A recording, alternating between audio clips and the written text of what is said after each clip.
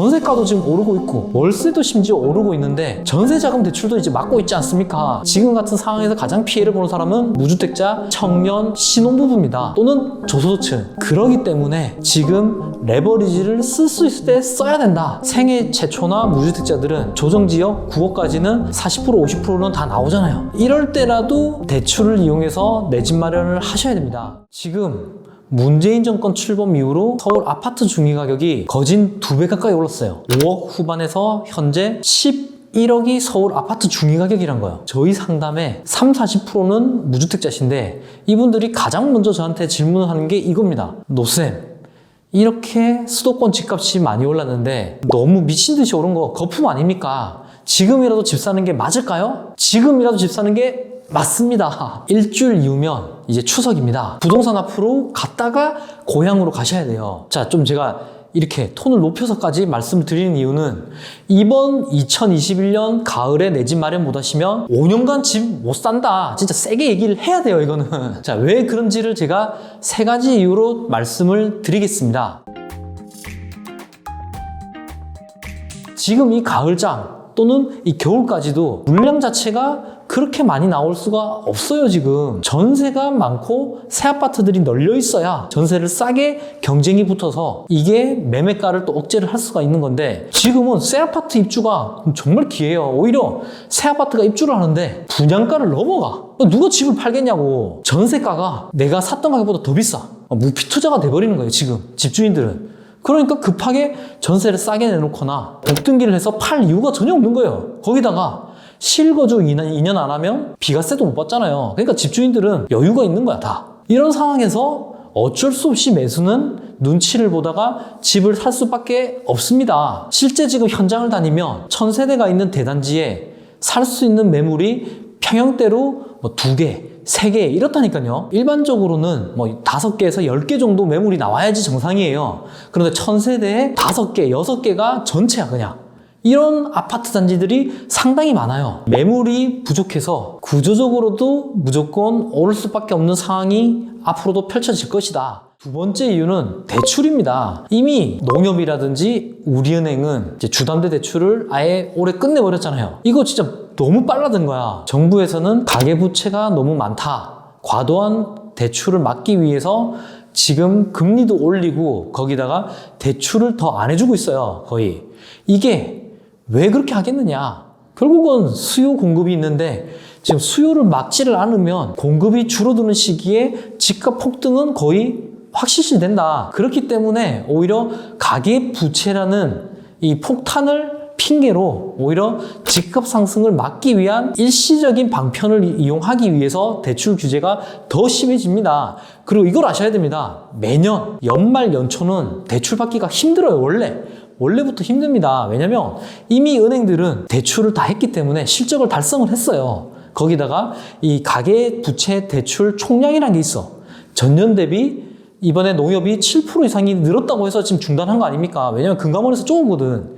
그렇기 때문에 은행들 입장에서도 이미 나가야 되는 대출 다 나갔기 때문에 연말에 굳이 대출을 할 이유가 없어요. 이렇게 되면 내가 대출을 받고 싶어도 이 대출조차도 막혀서 이제는 아예 집을 살 수 없다.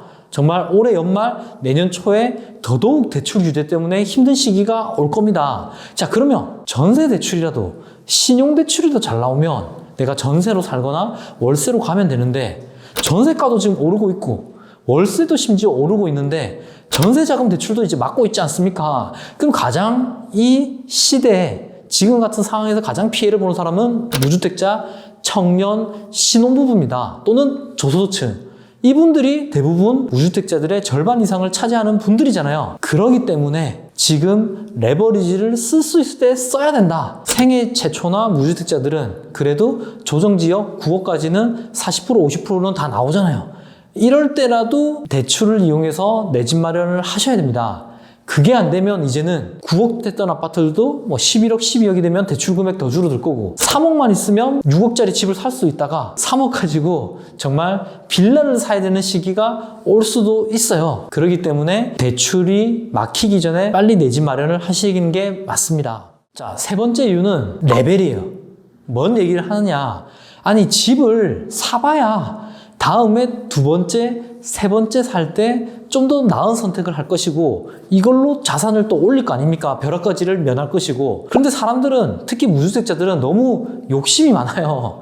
아니 자기가 평생 집 한 번 산 적도 없는데 제일 좋은 지역에 제일 좋은 가격으로 또 집을 사서 내가 남들보다 많이 벌어야 된다는 이런 환상이 있는 거야. 그게 뭐 말이 됩니까? 지금 내가 수학 정석 처음 풀고는 수능에서 고득점을 바라는 거랑 뭐가 다르냐 이거예요. 뭐 공부를 하고 모의고사를 쳐보든 아니면 한번 뭐 재수를 하든 뭔가 경험이 있어야지 다음 스테이지에서 내가 더 좋은 레벨업을 할 수가 있는데 아예 하지를 않는 거야. 그냥 완벽하게 하기 위해서. 그러다 보면 점점 더 격차는 벌어지고 내가 사고자 했던 그 가격이 전세가가 되면서 이제는 아예 포기를 하는 현상이 벌어질 겁니다. 그렇기 때문에 이왕 정말 최악의 경우는 하락이 오더라도 지금 사서 하락을 받는 게 낫지, 오히려 내년, 내후년에 더 늦게 집 사가지고 하락이 오면 여러분은 재기 불가능해요. 그러면서 주택시장을 떠나는 거예요. 그냥 이왕 망할 거면 오늘 망하는 게 내일 망하는 것보단 낫다. 약간 조금 약간 반발이 될 수도 있을 것 같아요. 망하라는 거냐. 자, 그렇지. 아니, 지금 망하라는 게 아니라 최악의 경우를 말씀드린 겁니다. 지금이든 뭐 조금 늦게라도 집 사시는 거는 저는 괜찮은 포지셔닝을 가져간다고 볼 수 있고요.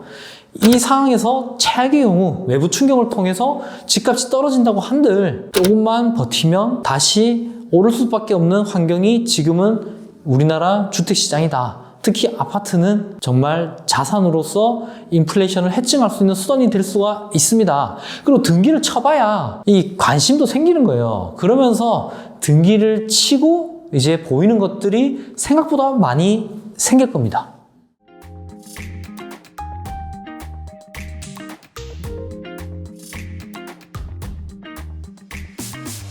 왜 그렇게 두려워하고 그거를 극복하는 방법은 그냥 눈 딱 감고 사야 되는데. 자, 이렇게 많이 오른 집값을 보면서 정말 끝물이 아닐까, 막차가 아닐까 고민한 분들이 지금 이 시간에도 너무 많습니다. 자, 그럼 이분들한테 앞에서 말씀드린 거 이게 귀에 들어올까 이 생각도 있어요. 그럼 이분들 어떻게 해야 되느냐?